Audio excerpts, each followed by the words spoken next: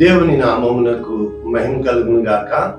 ప్రభునందు ప్రియులరా, మన ప్రభువు రక్షకుడునైన క్రీస్తు యేసు పరిశుద్ధ నామములో మీ అందరికీ శుభములు. 23వ తేదీ జూలై మాసము 2025 సంవత్సరం. ఈరోజు దేవుడు నిన్ను ప్రేమించి నీతో చెప్పుతున్న గొప్ప వాగ్దానం. నిజంగా ఇటువంటి వాగ్దానాలు చెప్పుతుంటే ఇలాగా మన జీవితంలో జరుగుతుందా అని చెప్పి చాలా బాధ కలుగుతుంది కదా. ఈరోజు దేవుడు నిన్ను ప్రేమించి నీకు ఇస్తున్న అద్భుతమైన వాగ్దానం. అరణ్యము ఉల్లసించి సంగీతము పాడును. అరణ్యము ఉల్లసించి సంగీతములు పాడును. యెషయా గ్రంథము 35వ అధ్యాయము 1-2 వచనాల్లో ఈ వాగ్దానం ఉంది. మనము పూర్తి వచనం చదువుకుంటే, అరణ్యము ఎండిన భూమి సంతోషించును, అడవి ఉల్లసించి కస్తూరి పుష్పము వలె పూయును. అది బహుగా పూయుచు ఉల్లసించును, ఉల్లసించి సంగీతములు పాడును. లెబానోను సౌందర్యము దానికి కలుగును, కర్మెలు షారోనులకున్న సొగసు దానికి ఉండును. అవి యెహోవా మహిమను, మన దేవుని తేజస్సును చూచును. ఇది వాగ్దానం. ఇంగ్లీష్ లో ఏ విధంగా ఉంది చూసి ఈ వాగ్దానం నన్ను నేర్చుకుంటే, Isaiah 35:1-2. The wilderness and the land will be glad. చూసారా, అరణ్యము భూమి సంతోషించును. The desert will rejoice and blossom like a roses. అంటే ఆ యొక్క ఎండిపోయిన ఎడారి వంటి ఆ యొక్క నేల మంచి షారోను ఫలభరితమైన రోజా పువ్వులు పూయును. Yes, there will be an abundance of flowers and singing and joy. అంటే పువ్వులు సంతోషానికి సూచనగా ఇక్కడ వాళ్ళు రాస్తూ, సమృద్ధి అయిన ఫలభరితమైనటువంటి అటువంటి అంటే ఆనందము, సంతోషము, సింగింగ్ పాటలు, అక్కడ గానాలు, ప్రతిగానాలు ఉంటాయి. The deserts will become as green as the mountains of Lebanon. ఆ యొక్క ఎండిపోయిన ఎడారులు లెబానోను తోటలకున్న ఆ సౌందర్యము వాటికి సంతరించుకుంటాయి. As lovely as Mount Carmel or the plain of Sharon. అంటే చూడడానికి సొగసుగా, నీకు ప్రియముగా, రమ్యముగా ఆ యొక్క కర్మెలు షారోనుకున్నంత సొగసు వాటికి ఇస్తాను అంటున్నాడు. There the Lord will display his glory. అటువంటి దైవిక మహిమను దేవుడు ఆయన చూపిస్తాడు. The splendour of our God. అంటే దేవుని యొక్క ప్రభావమును నీవు నేను చూడగలుగుతాము. ఇది వాక్యం. అయితే ప్రభునందు ప్రియులరా, ఈ యెషయా గ్రంథం 35వ అధ్యాయము వాళ్ళు చెప్తున్నారు, ఇది యేసుక్రీస్తు మరి రెండవసారి వచ్చినప్పుడు ఆ 1000 ఏండ్ల పరిపాలన ఇటువంటి సంతోషము ఉంటుందని కొంతమంది. అయితే ఇశ్రాయేలు ఈ బబులోను చెర నుంచి విడిపించబడిన తర్వాత దేవుడు వారికి చేస్తున్న వాగ్దానములు అని ఇలా ఎన్నో వాళ్ళు రాశారు. అయితే మనం ఇప్పుడు ఆత్మీయ ఎదుగుదల కోసం మాత్రము నేను మీకు నేర్పించడానికి ఇష్టపడుతున్నాను కనుక మొట్టమొదట ఇక్కడ మనము ఒకసారి వాక్యం చదివి మళ్ళా లోతుగా నేర్చుకుంటే, అరణ్యము ఎండిన భూమి సంతోషించును. అరణ్యము ఎండిన భూమి. అరణ్యము అంటే ఏంటి? కారు అడవి. అంటే నీ జీవితంలో, నా జీవితంలో ఈ సందర్భంలో దేవుడు ఈరోజు నీతో నాతో చెప్తుంది ఏంటంటే, ఇదిగో నేను ఒక నూతన క్రియ చేయుచున్నాను. దేవుడు నీ జీవితం పట్ల గొప్ప కార్యాలు చేయాలని ఆయన ఇష్టపడుతున్నాడు. ఏమంటున్నాడు? ఇప్పుడే అది మొలుచును, మీరు దానిని ఆలోచింపరా. అంటే మీరు ఆలోచించిన మరుక్షణము ఆ కార్యము నేను ప్రారంభిస్తాను అని చెప్తున్నాడు. ఏ విధముగా? నేను అరణ్యములో త్రోవ కలుగు చేయుచున్నాను, ఎడారిలో నదులు అంటే మొట్టమొదట నీ జీవితము అరణ్యయానముగా, నీ జీవితము ఎడారిగా మారిపోయినప్పుడు, ఇంకా ఎటువంటి ఆశ నీలో లేనప్పుడు, అప్పుడు దేవుడు ఎడారిలో సైతము నదులు పారవేసే దేవుడని, తను ఏర్పరచుకున్న ప్రజలు సమస్తము ఆయన సమకూర్చగలగడని. అంటే దీనికి అంతటికీ రూటు మనకి తెలుసు కదా. ఆది కాండము మనము చూసినప్పుడు ప్రభునందు ప్రియులరా, అసలు ఏం జరిగింది, ఈ అరణ్యం అంటే ఏంటి, ఈ ఎండిన భూమి అంటే ఏంటి? 3వ అధ్యాయము 17వ వచనం. ఆదాముతో దేవుడు ఏమని చెప్తున్నాడు? అప్పటి వరకు ఏదేను తోట నీకు ఇష్టమైనట్లుగా ఉండు, అన్ని తిను, నిరభ్యంతరముగా ఉండు, కానీ మంచి చెడు తెలివినిచ్చు వృక్ష ఫలములు మాత్రము నీవు తినకూడదు అని అక్కడ చెప్తున్నట్లు చూస్తున్నాం. కనుక ఇక్కడ ఆదాముతో ఏమని చెప్తున్నాడు?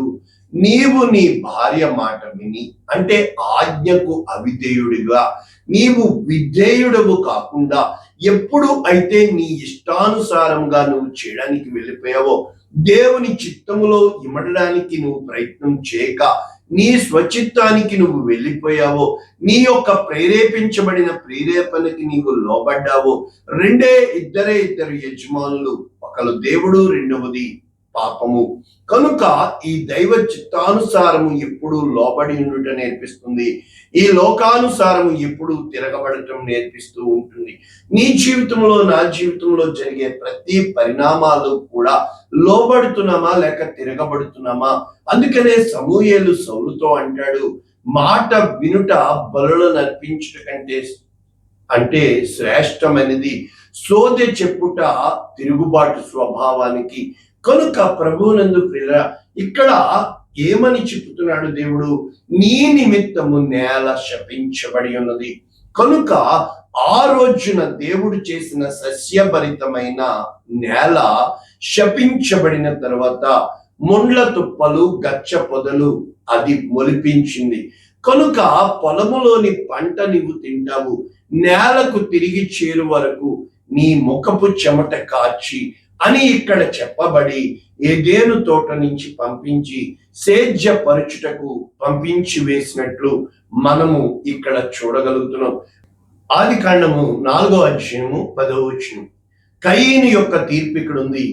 నీవు చేసిన పని ఏమిటి? నీ తమ్ముడైన హేబెలు యొక్క రక్తము నాకు మొరపెట్టుచున్నది. కనుక ఈ నేల మీద ఉండకుండా నీవు శపించబడ్డావు. ఈ నేల సేద్యపరిచినప్పుడు అది నీకు సారం ఇవ్వదు. కనుక ఆ విధముగా అరణ్యములు, ఎండిన భూమి, ఎడారి భూములు, గచ్చ పొదలు, ముండ్ల పొదలు ప్రారంభి. అది వారికే కాదు, ఇత్తడి వంటి ఆకాశము, ఇనుము వంటి భూమి. అంటే పాపము వలన వచ్చు జీతము మరణము.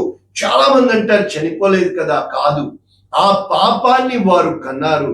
కనుక మొట్టమొదట ఆదాము అవ్వలు కయీనుని కన్నారు, కానీ పాపమును కన్నా పాప స్వభావం మనం చూడగలుగుతున్నాం. కనుక ఇక్కడ దేవుని యొక్క వాక్యం ఏమని చెప్తుంది? యెషయా 55:8. మీ తలంపులు నా తలంపుల వంటి కాదు, నీ త్రోవలు నా త్రోవలు వంటి. ఎప్పుడు కూడా దేవుడు నీ మార్గములను సరిచేయాలని, దేవుడు నిన్ను తన యొక్క చిత్తములో నడిపించుకోవాలని. అంటే దేవుని కృప ఒక్క మాటలో చెప్పాలంటే ఆకాశము నుండి మంచు, వర్షము ఏ విధముగా కురుస్తాయో, విత్తువానికి విత్తనము, భుజించువానికి ఆహారము ఇచ్చి చిగిర్చి వద్దిల్లునట్లు చేను, దేవుని ప్రతి నోటి మాట కూడా నిష్ఫలముగా ఆయన యొద్దకు వెళ్ళక అనుకూలమైన దానిని నెరవేర్చును. ఆయన తాను ఏ కార్యము ఆశపడుతున్నాడో ఆ కార్యము సఫలమవుతుంది. అప్పుడు అంటే ఇది దేవుని చిత్తము నీలో నాలో జరిగినప్పుడు మనము సంతోషముగా బయలు వెళతాము, సమాధానము పొంది తీసుకుని వెళ్ళబడతాము. మన ఎదుట పర్వతములు, మెట్టలు సంగీతనాదము చేయును, పొలములోని చెట్లన్నీ చప్పట్లు కొట్టును. అప్పుడు మొండ్ల చెట్లకు బదులుగా దేవదారు వృక్షములు మొలుచును, దురదగొండి చెట్లకు బదులుగా గొంగి వృక్షములు ఎదుగును. అది యెహోవాకు ఖ్యాతిగాను ఆయనకు కొట్టివేయబడి నిత్యమైన జ్ఞాపక సూచనగా ఉంది. కనుక ప్రభునందు ప్రియులారా, అంటే ఈ సృష్టి యావత్తు దేవుడు నీ కోసము, నీవు నడుస్తున్న ప్రతి భూమి కూడా పచ్చగా మారుతున్నట్లు జరుగుతుంది. దేవుని యొక్క దైవ అనుగ్రహము, దైవ కృప నీ పట్ల ఉంటుంది. అంటే ఎలా చెప్పొచ్చు? అదే వాక్యాలు యెషయా 61:1లో దేవుడు చెబుతూ, యెహోవా ఆత్మ నా మీదకి వచ్చి ఉన్నది, దేనికి? దీనులకు సువర్తమానము ప్రకటించుటకు. కనుక ఎప్పుడైతే దేవుని ఆత్మ నీలో ఉంటుందో నీవు ఏమి చేస్తావు తెలుసా? నలిగిన హృదయము గల వారిని దృఢపరుస్తావు, చెరలో ఉన్న వారికి విడుదల ప్రకటిస్తావు, బంధించబడిన వారికి విముక్తి ప్రకటిస్తావు. ఇవన్నీ దేవుని ఆత్మతో దేవుని మంచిని గూర్చి, దేవుని యొక్క ఉగ్రత గూర్చి నీవు దుఃఖాక్రాంతుల్ని ఓదార్చినట్లుగా నీ హృదయాన్ని దేవుని కొరకు సిద్ధపరిచినప్పుడు అప్పుడు నీ ద్వారా ఏం జరుగుతాయి? సియోనులో దుఃఖించు వారికి ఉల్లాస వస్త్రములు, చూసారా, బూడిదకు ప్రతిగా పూదండ, దుఃఖమునకు ప్రతిగా ఆనంద తైలము, భారభరితమైన ఆత్మకు ప్రతిగా స్తుతి వస్త్రము. ఎప్పుడైతే నిన్ను దేవుడు, ఇది మొండ్ల పొదలు, గచ్చ పొదలు ఇవే అయితే, ఇప్పుడు ఏమంటున్నాడు?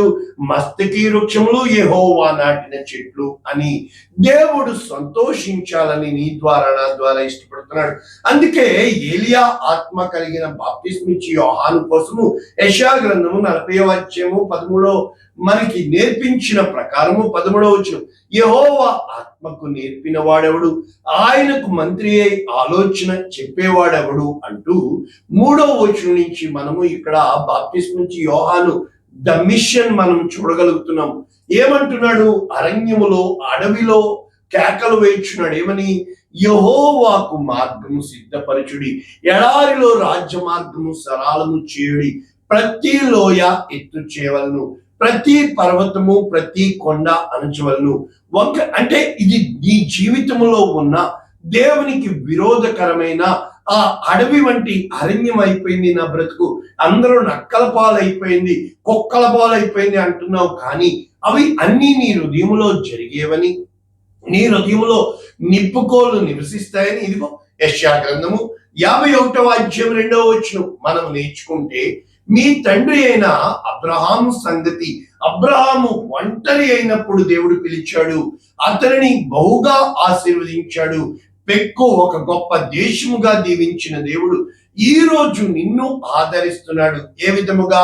దాని పాడైన స్థలములన్నింటినీ, అరణ్య స్థలములను ఏదేను వలె, ఎడారి భూములను యెహోవా తోట వలె, ఆనందము, సంతోషము, కృతజ్ఞతతో స్తుతి సంగీతగాను.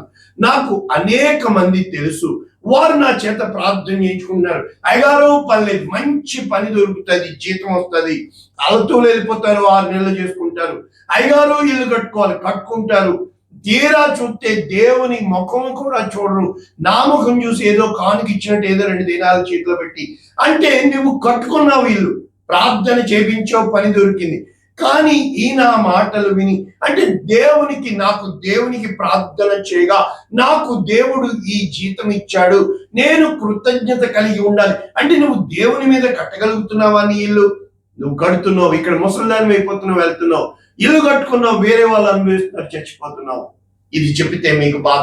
అంటే నీవు దేవునికి కృతజ్ఞతగా దేవుని మీద ఆనుకుని దేవునితో సమాధానము కలిగి నీ బిడ్డల్ని ఏ విధంగా నువ్వు ప్రేమించాలో నేర్చుకున్నప్పుడు, అందుకని ఇక్కడ యెషయా గ్రంథం 32:13, నా జనుల భూమిలో ఆనందపురంలో, ద సిటీ ఆఫ్ జాయ్, ఆనందగృహములు, ద హౌస్ ఆఫ్ జాయ్, కానీ ఏమైపోయినాయి? మొండ్ల తొప్పలు, బలుల కసి చెట్లు. కనుక పైనుండి ఆత్మ నీకు, నువ్వు కట్టావు ఇల్లు, కానీ దేంతో కట్టావు? నీ కష్టంతోనే కట్టావు, దొంగతనం చేయాల, కానీ దేవుని ఇష్టంలో కట్టావా? దేవునికి చెందవలసిన మహిమ ఇచ్చావా? దేవుని సన్నిధికి వచ్చావా? ఎప్పుడు చూడు మా బిడ్డల కోసం బతుకుతున్నాను అంటున్నావు. ఇలా చెప్తే మీకు బాధ. ఎక్కడ దేవునికి స్థానం ఇచ్చావు నువ్వు? కనుక నగరి విడవబడును, నిన్ను వదిలేశాడు దేవుడు, నీకు అడిగింది ఇచ్చాడు, ఆయన న్యాయాధిపతి. నువ్వు కోరుకున్నావు, ఇల్లు కట్టావు, కానీ నీకు ఆరోగ్యం అడగలేదుగా, నీవు నీ బిడ్డలతో సమాధానం అడగలేదుగా, నీవు దేవునితో నీ కుటుంబం యావత్తు ఆయన సన్నిధిలో కనబడాలని నువ్వు అడగలేదుగా. ఎవరు చెప్పారు? మరి నేర్పిస్తుంటే కోపం వస్తుందిగా. కనుక జన సమూహములు గల పట్టణం విడువబడును, కొండ కాపర్ల గోపురము ఎల్లకాలం గుహలుగా ఉంది. అది నీకు పెద్దిల్లే, కానీ అందులో నీకు సంతోషం ఉండదు. కనుక అవి అడవి గాడిదలకు ఇష్టమైన చోట్లుగా. చూసా, మీకే గొడవలు వచ్చేస్తాయి, మీరే కొట్టుకు సత్తారు. కనుక అరణ్యము అయితే ఎప్పుడైతే దేవుని ఆత్మ వస్తుందో, అరణ్యము ఇప్పుడు అప్పటి వరకు ఎడాల్లో కుర్ర జంతువు కొట్టుకున్నట్టు కొట్టుకుంటాం కదా, ఫలభరితమైన భూమిగాను, ఫలభరితమైన భూమి వృక్షవనముగా, ఇవన్నీ కూడా దేవుని కృపలో జరుగుతాయి. కనుక న్యాయము అరణ్యములో నివసించును, ఫలభరితమైన భూమిలో నీతి దిగును, నీతి సమాధానమును కలుగు చేయును, నీతి వలన నిత్యము నిమ్మలము నిబ్బరము కలుగును. కనుక దేవుని యందు నీకు విశ్రాంతి దొరుకుతుంది. ప్రభునందు ప్రియులారా, ఏ రోజునైతే దేవుడు నీకు విశ్రాంతినివ్వాలి, దేవుడు నీ పట్ల కార్యము చేయాలి, దేవుని నువ్వు ఘనపరచాలి, దేవుని సన్నిధిలో కనబడాలి, దేవుణ్ణి ప్రేమించాలి, దేవునికి దశమ ఏమంటనే కాను గురించి అర్థం ఏంటంటే, నీకున్న ఈ చిన్న మైండ్ తోటి నిన్ను నీవు తగ్గించుకోవడానికి ఇష్టపడవు, కానీ హెచ్చించుకోవడానికి లోకంలో పెద్ద ఇల్లు కట్టాలి, పెద్ద పేరు తెచ్చుకోవాలి, లోకంలో లోకంలో లోకంలో కానీ క్షణంలో నువ్వు చచ్చిపోతావు సుమా. నీవు ఆ యొక్క ధనవంతుడిని అడుగుతున్నాడు కదా, ఈ కట్టిన కొట్లు అంటే నాకు విస్తారంగా నా ప్రాణవాతిని మూతాగ్ను చూపించు. ప్రభునందు ప్రియులారా, ఆదాము దేవునికి అవిధేయతగా ఉండబట్టి ఈ ఎడారులు భూములు వచ్చినాయి, క్రూర మృగాలు వచ్చినాయి. ఏ రోజునైతే దేవుని చిత్తంలో నీ విరిగి నలిగిన హృదయాలతో ఆయన మాటని నువ్వు లక్ష్యపెట్టి ఆయన మందిరముగా నీ హృదయాన్ని కడతావు, కొన్నాళ్ళు శ్రమలు వస్తాయి. నువ్వు నమ్ముకున్న వాళ్ళే నిన్ను వదిలిపెట్టిపోతారు, ఎడారుల గుండా నీవు నడుస్తారు, అరణ్యముల గుండా నువ్వు నడుస్తావు. కానీ నాకు ఇవ్వబడిన వాగ్దానం, ఎడారులను నదులుగా చేయువాడను, నదులను రహదారులుగా చేయువాడవు, నీకే తెలియును. అంటే మొట్టమొదట నీకు ఎడారి మార్గం నన్ను అడుగు, నేను చెప్తాను. అరణ్య మార్గము నన్ను అడుగు. నువ్వు నమ్మిన వాళ్ళే భయం భయం భయం భయం అని నోరు వేసుకుని పడుతారు. నీవు వీళ్ళు నాతో ఉంటారు, నీ మొహం కూడా చూడటానికి ఎత్తపడరండి బాబోయ్. కుమిలి కుమిలి ఏడ్చినప్పుడు, దుఃఖముతో గుండె బిగిసిపోయినప్పుడు, ఏ రోజన్నా అటువంటి హృదయము కలిగి నువ్వు ఉన్నావా? నీవు నమ్మిన సిద్ధాంతం కోసం ధైర్యంగా నువ్వు నిలబడగలుగుతావు. నీకు నచ్చే పాటలు వింటావు, నీకు నచ్చే మాటలు వింటావు. ఇటువంటి వాక్యం నచ్చదు, కానీ నీకు నచ్చినట్లుగా నీ జీవితాన్ని రాసుకుంటున్నావా? రాసుకోలేవు. అందుకే రాస్తావు. నా దేవుని దగ్గరికి రాగలవా? ఈ లోకంలో కాంపిటేటివ్ వాళ్ళు, జ్ఞానం ఉన్న వాళ్ళు బతికెత్తారు, చురుకుతనం ఉన్న వాళ్ళు బతికెత్తారు, లౌక్యం తెలిసిన వాళ్ళు బతకలేని నువ్వు కూడా దేవుని దగ్గరికి రావే, పైపించి దేవుణ్ణి నిలదీస్తున్నావే.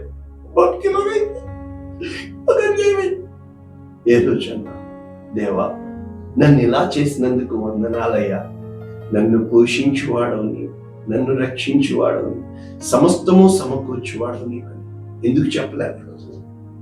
ఎందుకు ప్రార్థన? నేనున్నాను, నా జీవితం రా, వచ్చి అడుగు, ఫోన్ చేసి ప్రార్థన చేయించుకో. ఎన్నాళ్ళు నచ్చిందే చేస్తావు, ఎన్నాళ్ళు నచ్చినట్లుగా బ్రతుకుతావు. ఒక్కసారైనా నీ జీవితంలో దేవునికి నచ్చినట్లు చేయడానికి ప్రయత్నం చేస్తామా? ప్రార్థన చేద్దాం. పరిశుద్ధుడా, ప్రేమ కలిగింది విత్తబడిన వాక్యములు నిండాలుగా దీవిస్తూ అనేక మందికి ఆశీర్వాదంగా నీ ఆత్మ వెల్లడి ఒకటి తోడని అవుతుంది. నీ జ్ఞానము పరలోక మర్మములు మాకు బయటపడతాయి. అందరూ పుడుతున్నారు, చచ్చిపోతున్నారు. ఈ వాక్యం విన్న కనీసం ఒక్కరైనా ఈరోజు మారడానికి యేసునామములో ప్రోత్సహించమని దీవించి ఆశీర్వదిస్తున్నాము. ఆమేన్. God bless you all. దేవుడు మిమ్మల్ని దీవించు.